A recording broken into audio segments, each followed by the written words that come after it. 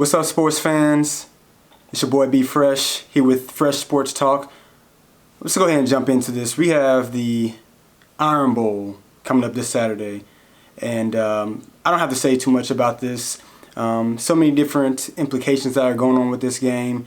It's going to be probably one of the biggest Iron Bowls that we have had in recent memory. And for any of y'all who are Alabama fans, and if you're not an Alabama fan, if you're just a college football fan, you understand that this is the greatest rivalry in all of sports. I mean, it doesn't get any better than this.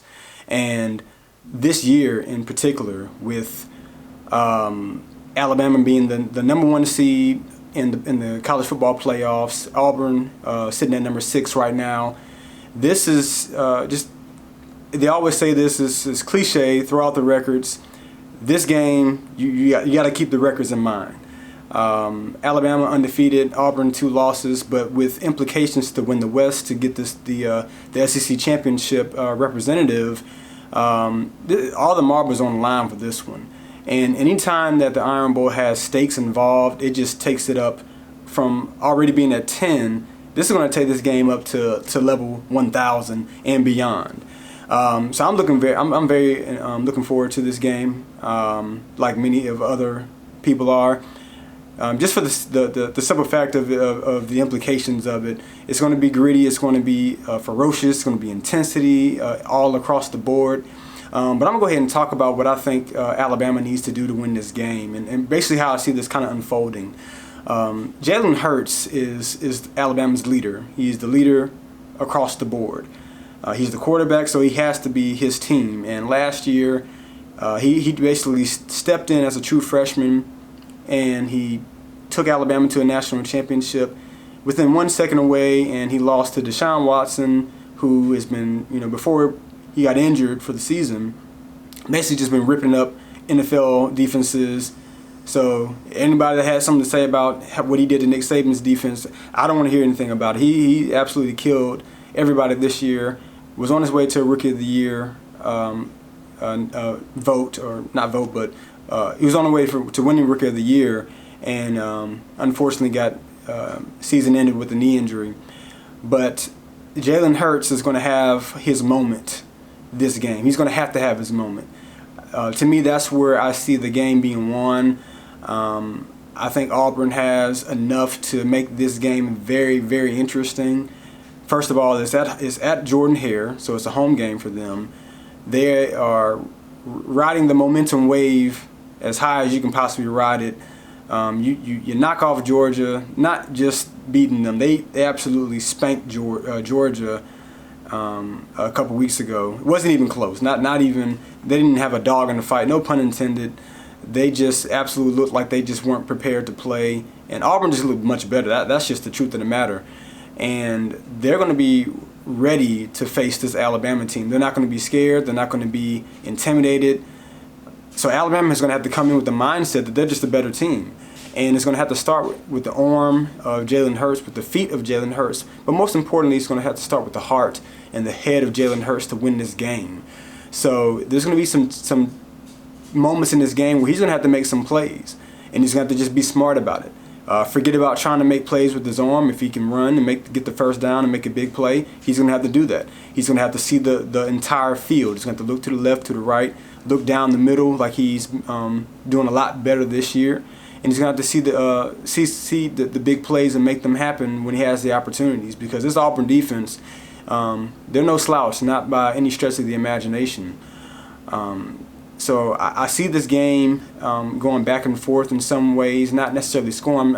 I mean, mainly with Alabama having some push, Auburn having some push, and then it going down to the fourth quarter where, similar to the 2009 Iron Bowl, where someone's going to have to make a play for that final drive to win the game. Whether Alabama is already up and Auburn's going to have to make a play at the end, and it's up to Alabama to stop them. Those are the things that I think, and I have a couple ways that I'm looking at this. I'm looking for somebody else besides Calvin Ridley and Jalen Hurts on offense to really step up. I'm looking for a Josh Jacobs, somebody who's really starting to come into his own these past few games. Seems to be getting his legs and his confidence back from being hurt early in the season. I want to see Jerry Jeudy, Henry Ruggs III, two of those guys, somebody like that to take the pressure off of Calvin Ridley. Robert Foster hasn't really done what a lot of us thought that he would do this year. Cam Sims, he's been okay this year, but Alabama's going to need some other big play threats. They're not going to be able to dink and dunk against this team. They're going to have to make plays down the field, and they're going to have to do something where Calvin really does not have to feel as though he has to be Superman this game. On the defensive side of the ball, Auburn, they've been pounding people all year with the running backs. So Alabama cannot afford to show up like they did against Mississippi State, where they just absolutely got mauled and ran through. I'm not going to use the expression that Nick Saban has used, but it kind of involves a tin horn. We'll just say that. But they can't afford to have that, because Auburn, with that type of crowd, that type of intensity that they're going to have, it's going to be a very long day if they can just basically run all the way through Alabama's defensive line in that front seven. So I'm looking at guys like Daron Payne. I'm looking at Deshaun Hand. I'm looking at Isaiah Buggs to really set the tone on that defensive line and play with some passion, play with some sense of urgency and some heart to set the tone. I mean, it always starts up front, and then get to that second level. Rashaan Evans. I mean, this guy has filled the shoes of Reuben Foster as well as I could have ever thought that from a guy that could, with those shoes being so big. And Rashaan Evans, I'll be honest with you, when he first came in, I always just thought that Alabama would use him similar to how they used Eric Anders some years ago, a guy that can come off the edge, third downs, he's a tear.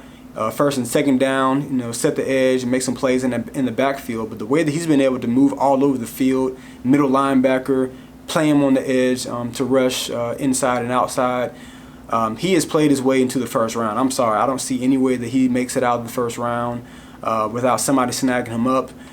His speed is impeccable, and his tenacity, my Lord. I didn't see all this the first 2 or 3 years, the way that he's just been running through people. So I'm looking for him to set the tone as well as a whole for the defense. The three guys that I mentioned up front, I'm looking for them to set the tone, but I'm also looking for Rashaan Evans to be the fire starter, making sure that no one is slacking at all, because they know what's going on. They understand they can't lose this game. They can't afford to put this into the playoff committee's hands. If they lose this game, can't make it to the SEC championship, and then just kind of have to, depend on luck to kind of get one of those 4 spots. So it's going to be an interesting game. I have the Tide winning, of course. I'll give a score probably somewhere around 27-23. I think that Alabama's going to pull away late in this game, and it's going to be a very, very fun, very intense, maybe another pacemaker type game. all the theatrics that we love about college football and the Iron Bowl specifically. So those are my thoughts. Leave a comment below. Let me know what you think. Does Auburn have a chance? Does Alabama get beside itself, and this is the week that they fall? What do you think? Let me know. A lot of different ways you can go about this, but I definitely want to hear from you. So be sure to like this video. Make sure you subscribe if you have not had the chance to do that yet, and follow me on Twitter. My Twitter is in the description, but it's at Talking with Fresh, and I'm on there, conversing, going back and forth with a lot of different people. So join in on the conversation. Let me know your thoughts on a lot of things that I talk about, and stay tuned for the next video. But we'll talk to you later.